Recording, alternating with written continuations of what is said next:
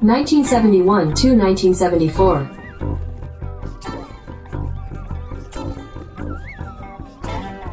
Strat-O-Matic Excel Carryover League.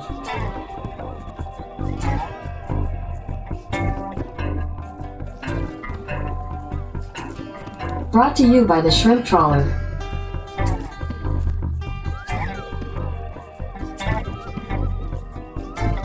Game 290, Reds at A's. Welcome back, baseball fans. 71-74 Carryover League. We are wrapping up interleague play in style, the final interleague battle before the All-Star break. It is a rematch of my World Series a year ago, the Cincinnati Reds and the Oakland A's. The Reds changed a twist on Major League Baseball's 72 World Series by winning in 7 games over Oakland. And that's what I had last year in a remarkable World Series. If you get a chance to check it out, you should if you haven't. It was many extra inning games. It's in the 1970-73 playlist in my channel. Check out the World Series a year ago. Reds and A's. And we can talk about the season here. The Reds are basically playing with a little bit of a hangover. They've had a little bit too much champagne. They're in second place. You know, they're on the fringe of first place, and they're on the fringe of the playoffs, of course, but not really blowing people away like they did a year ago. Oakland, it's even worse. Oakland has fallen asleep at the wheel in the American League West when you got to play the Rangers and the Mariners and a bad Angel team. That whole division is terrible, and it's up for grabs, and it's an embarrassment that the A's get very little competition. Not only that, but now we have to look at this incredible problem of interleague imbalance. Let's look at the standings. Before this series started, the American League was 14 games over 500 better than the National League, which, if I'm a betting man going into this era, 71 to 74, I would have put all my money on the National League. They dominated the American League in the All-Star games and just had a lot more better teams. So why is the American League putting a number on the National League this year? Well, there's 24 Major League teams and 8 expansion teams. However, one of those traditional Major League teams is the Expos. They were relocated to the American League, and they are having a time of it. They are having a party. It's an amusement park ride for the Expos. They are 12-3. They are tearing it up. So it means that of the 8 expansion teams, which are Arizona, Colorado, Las Vegas, Portland, Florida, those 5 of the 8 are in the National League, and the other 3, Seattle, Toronto, and the Ohio players in the American League. Speaking of Toronto, one of those expansion teams, look at those guys. They're 11-5. So really, if you take the 11-5 and the 12-3, you move one or both of those over into the National League, and then you take one of these skanky, 8-16, 5-12 expansion teams, put them in the American League, it would be more balanced. We believe that is the solution to the imbalance.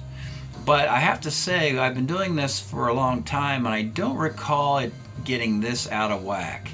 Remember, it's only 48 games maximum interleague, because everybody plays a best of 3. So 16 best of 3s is a maximum of 48 and a minimum of 32. Between 32 and 48 games to be played, and yet the American League started 14 over 500. That changed because the series between the Reds and A's opened up in Cincinnati, and we'll just go through this. It is Vida Blue versus Don Gullett, the ace of each staff. And Vida Blue, I don't know what has happened to him, Your 1971 American League MVP has just fallen apart in 3 straight starts, has not gotten through the middle innings. He gets blasted in the first inning. Tolan, Rose, Perez singles, a 2-run single by Concepcion, sac fly Tommy Helms, there's 4 runs. An error by Bando, then single, single, walk, walk, single. That's 8 runs. Bases were loaded, and he gets the next 3 batters out. This could have been double digits for Vida Blue. Meanwhile, Don Gullett gives up a run in the 3rd. Interesting 6th inning. Gullett starts to fall apart here. Double, single, single. 2 more singles. The bases are loaded with 1 out. He strikes out Gene Tennis.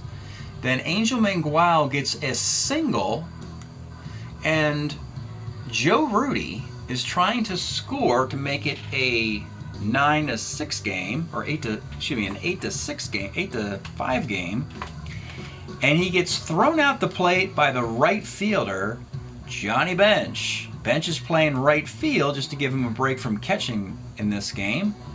And he's got a -1 arm as a right fielder, Johnny Bench does.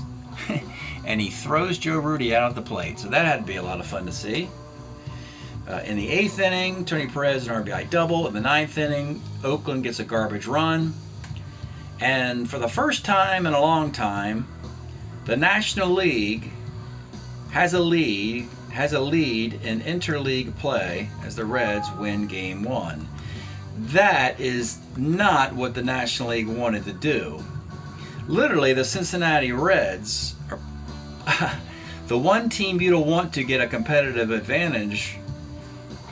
Pretty much have just picked up a game on the entire National League field based on interleague play result, as the rest of the National League has gone 0-2 or some semblance of it.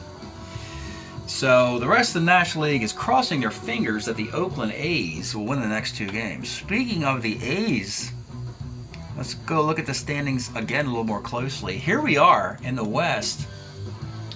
Angels have played, they lost.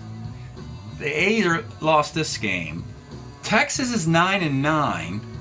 Wondering what they're doing at first place. We thought they'd be tanking for a draft pick. They find themselves in first place, and the Mariners are so bad they can't even compete in this division. Oakland needs to wake up and smell the coffee. What is going on with the Oakland A's? Vida Blue and Catfish Hunter are getting knocked around. And your Cincinnati Reds, they, believe it or not, are still not in the playoff field yet, because the Cardinals are a half game better than them. The Braves, Phillies are playing .588 ball. They're kind of tied with the Reds presently for that wild card spot. We expect the Reds to win this division over the Cardinals, but yeah, Astros took a dump, Giants took a dump, Dodgers aren't out of it yet, Mets took a nosedive. National League is a huge question mark. But the Reds, this is a big game. It's a big game for both teams. Reds can make a statement by winning this game, taking advantage of the National League. A's simply just need to start winning games, facing the world champions from a year ago or not. They got to start winning games. So your battle in Oakland, down 0-1. For the Reds, it's another battle of lefties. Like Blue, Gullett, and 1, we have lefties again, back to back. We have Ross Grimsley, 10-7, 3.58 ERA, 161 innings in 1971. And for the Oakland A's, Kenny Holtzman didn't do a lot last year. He's been much better this year. 19-game winner in 72, arguably his best year within the dynasty era of 72 to 74. 19 wins, a 2.51 ERA, and 265 innings. Boy, do they ever need Kenny Holtzman to pitch great today. Let's get started from Oakland, Alameda Coliseum, Cincinnati and Oakland. In the best matchup I can give you in interleague play, a replay of last year's World Series. Leading off, Bobby Tolan of the Bells, 45, flies to left. Pete Rose, 69, flies to center. Tony Perez, 2/7s, a base hit. And Johnny Bench catching today. 38 is a walk. 2 on, 2 outs. It's Dave Concepcion moved up to the 5 hole. 1-7. Let's take a look at Concepcion's card, folks. He has been delivering with a stick this year. 287 hitter and 73. Really hits lefties well. Put him in a power spot, RBI spot. 1-7 is single ... and the Reds have the lead. Runners on the corners, 2 outs for Ken southbound Suarez. 59 rolls to second. Bottom of 1 for Oakland, it's Bert Campaneris leading off. 2-7 is a base hit. Dare you steal against Johnny Bench? I don't think so. Joe Foy, who draws a lot of walks, will take some pitches here. 5-10, catcher's card. Bench is a 1-9 with a -4 arm. Gets a ground ball C. That'll advance a runner. And it's Reggie batting third. 54 off Grimsley's center. And with 2 outs, it's Orlando Cepeda, the big off-season acquisition. 1-6, single 1-9, gets it. On the corners with 2 outs for Joe Rudy. 57 pops to second. Top of 2, it's Geronimo. 56 off of Holtzman is a single. C stealer. Helms will try a hit and run. Runner has to attempt a steal in a 7, and he is thrown out stealing by this zero arm of Gene Tennis. That did not work for the Reds. Tommy Helms swung through it, and now he pops to short. And with 2 outs, it's John Vukovic, who flies to left. Bottom of 2, it's Bando. Sal Bando, 33, rolls to short. It's Gene Tennis, 55, lines to short. And Angel Mangual, the center fielder, pops to second base. We go to the third. Bobby Tolan of the Bells, 1-6 flies to right. Pete Rose, by any other name, bounces to third X. Bando, a 2E22, makes the play. And Tony Perez, 4-12, rolls to the pitcher. Well, some semblance of settling down in this game after some raucous games previously in Game 1 and also the series I just played with Houston and Cleveland. It's good to see some pitching emerge again. Tom Haller batting 9th against a lefty because he has some power against left-handed pitchers. 5-12 is second X, but you have Tommy Helms, a 1E10 second baseman. He makes the play. It's Bert Campaneris. Campy, 5-10 off Grimsley, his catcher's card. Again, bench is a 1E9. He makes the play. The Foyer, Joe Foy, 59, rolls to second base. We go to the fourth. It is Johnny Bench leading off, 59, second C.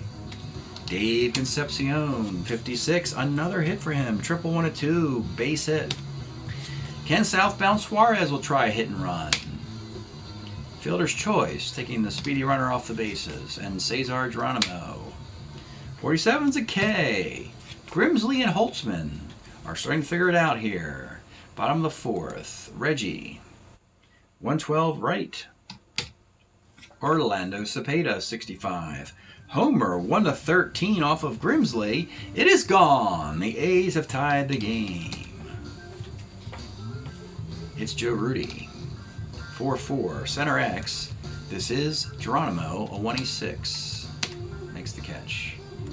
2 outs. Bando, 68 is a K. Pretty even game, 1-1. One more batter for the visitors. Into the fifth we go. Tommy Helms. 5-10 catcher's card, and we have Tennis, a 47. Makes the play. John Vukovic, 3-11, left. And with 2 outs, it's Bobby Tolan of the Bells. 2-8 single, double-A stealer, will take off, and he will be gunned down, trying to steal a base with 2 outs off of Gene Tennis. He's not having any of it. The Reds have been caught stealing twice, and the bartenders are going to take their car keys away. They're not allowed to steal anymore. Into the bottom of the fifth we go. Let's pause a moment for station identification. This is the Shrimp Trawler video channel. Este es el canal de videos de camaroneros. All right, it is Gene Tennis leading off here in a 1-1 tie with a great throw at the top of the inning. Tennis 65 off. Grimsley, same thing Cepeda did. Homer 1-13. Same thing Cepeda did. He left the Coliseum. Couple solo shots. Grimsley can't keep it in the yard, and the A's have a lead. Angel Mangual 46 is a walk. Tom Haller 1-3 pops to first. Bert Habaneros 65. Same thing off Grimsley, but Campaneris doesn't have power. Homer 1-13, so it's a single dot. On the corners, 1 out, they'll bring it up for Foy. 1-7, single 1-11. Lines out on a 19. And with 2 outs, it's Reggie. 1-6, let's take a look at Reggie Jackson's card. Your 1973 American League MVP with 32 homers and a .293 average. Probably his best year. Well, no, can't say that. 69. Yeah, 69 in Oakland was his best Oakland year. 47 homers, I believe, something like that. Anyway, he can throw the ball and steal bases here, which is nice. -5 arm and an ace stealer for Reggie. Gave me MVP, of course. 1-6 is your home run. Big 3-run home run, I might add, with 2 outs, and suddenly it is Oakland 5-1. Cepeda 52 flies to center. It would be only fitting if the Reds and A's would play a 3-game series as the maximum number of games you could play. And there, if Oakland were to win Game 3, it means that they've split 10 games. The 7 World Series games and potentially the 3 interleague games. 5-1 into the 6th we go. Kenny Holtzman to Pete Rose. 58 left. Tony Perez 45 bumps to short. And Johnny Bench 1-9. Homer 1-18. And Johnny Bench cannot go over the wall. What a shame. You've got your 73 MVP Jackson hitting a homer, and an inning later your 72 National League MVP cannot quite get it over the fence. Homer on 18, fly ball the rest. It is not Cincinnati's day, it would seem. It stays 5-1. Bottom of 6 for Grimsley. Started great, then has faded terribly. He is a starter 6, his breaking inning. Joe Rudy, 2-7 third. Sal Bando, 68 K. Gene Tennis, 45 left. Nice inning for Grimsley. 5-1, Ken Holtzman has delivered the goods when the A's have needed it. It's Dave Concepcion, 6'10". Center X. This is Mangual, a 3-4 in center, makes the catch. Ken southbound Suarez, 1-2, third, and with 2 outs. Geronimo, 38, is a strikeout.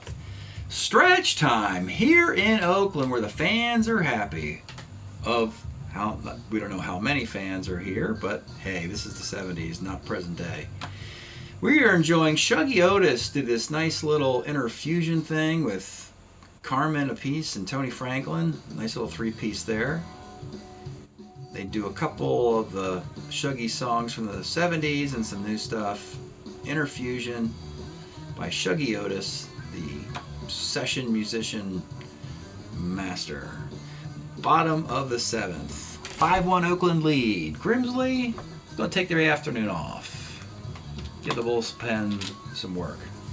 Bourbon will come on in the 7th. Pedro Bourbon in the 7th. I'll face Angel Mangual. 2-7 is a base hit. Tom Haller. 49. A single dot off of Bourbon. Runners on the corners. They got to bring it up for Campaneris. 63. Pitcher X. Bourbon is an E34. 2. E34. That is an error. And the home team is taking advantage for the 2nd game in a row here. 2 on, nobody out, and it's the Foyer, Joe Foy. 48, single 1-13, gets it. They're loaded. By the way, Foy will actually leave the game. Dick Green will come in and run for him and be defense. Thinking ahead here. You got the bases loaded, nobody out in a 6-1 game for Reggie. 49, single dot dot, and Bourbon has nothing. Brings his big old can of kerosene into the baseball game. Runners on the corners, nobody out. Orlando Cepeda will bat against a righty. 58 off Bourbon, double 1 to 3, single dot dot. It is 9-1. You got Joe Rudy. 1-3, right be question mark. Oh, you know Reggie's going to run here.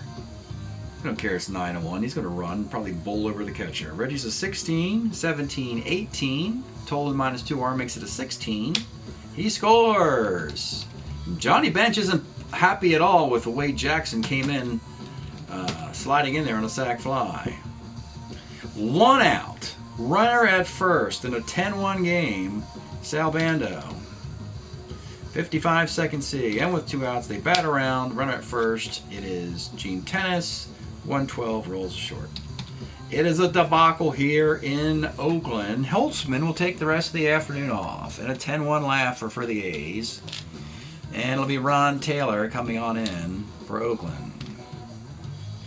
Tommy Helms, we'll get you through here pretty quick, folks. Get you to a game 3. 2-7 popped to short. Vukovic, 57, lines the first.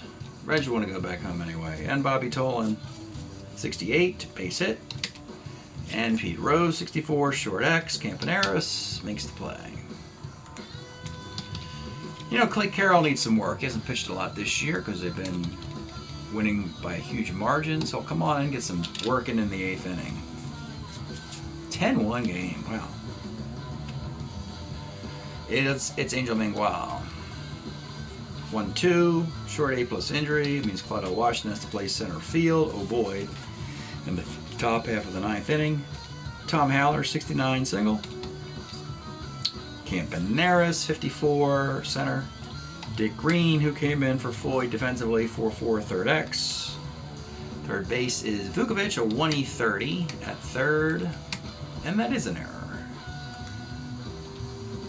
2 on and 2 outs for Reggie for 11, first C. And in the 9th of a 10-1 game, Taylor will finish it, may as well. Tony Perez, 56, pops to third. Gianni Bench, short X, Campaneris. 2E27 again, makes the play.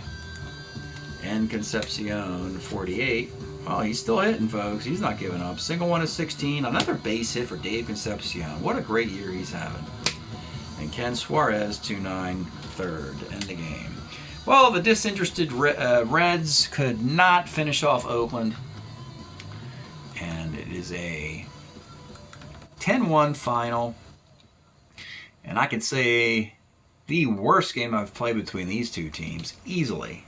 The least competitive game ever between the A's and Reds in the last 2 years. Which means that the Reds are up 5-4, if you're counting that. And we'll do the box. Oakland needed that win. They really just need to win games to get back on that roll, you know? Dominate. Get some road wins. Boy, a road win in Cincinnati will go a long way to Oakland's playoff path. So Ron Taylor gave up 2 hits in his 2 innings. Kenny Holtzman, this is the good story for Oakland. Last year, it was all Blue and Hunter. Holtzman struggled. Now, Blue and Hunter have been kind of whatever, and Holtzman's picking up his end of the bargain. All 3 guys are doing about the same kind of stuff there. But for Holtzman, they need him to come through. 5 hits and a run in the first, and that was it. Walk and 2 strikeouts. Clay Carroll, a hit. Bourbon was horrible. 1, 2, 3, 4, 5 hits. 5 runs, 4 were earned. Actually, 3 were earned. No walks or strikeouts. Grimsley started well and faded in the middle innings. Unfortunately, gets charged for 5 earned runs. Yeah. Couldn't keep the ball in the park. Walked the guy, struck out a couple guys. 1009, 0108, 10-12-17. 10-12-17, 1-2-1-2. So, the final interleague game of the year will actually be very important to both of these teams and to their leagues. You know, the National League does not want to see the Reds get a plus situation when they have been fading horribly in interleague play. Though you would think it wouldn't really matter because it's assumed that the Reds are going to the playoffs anyway. I don't know why it would be a big deal if the Reds were to win this. Oakland gets back to 500, and there's much rejoicing. They're 12-12, folks. 273, that's actually pretty good. It's all right. But the 409 ERA is unsightly. And look at these one-loss records and ERAs. So you got Vital Blue is 3-4, Catfish Hunter is 2-4. At one time last year, they were each of them were 9-1.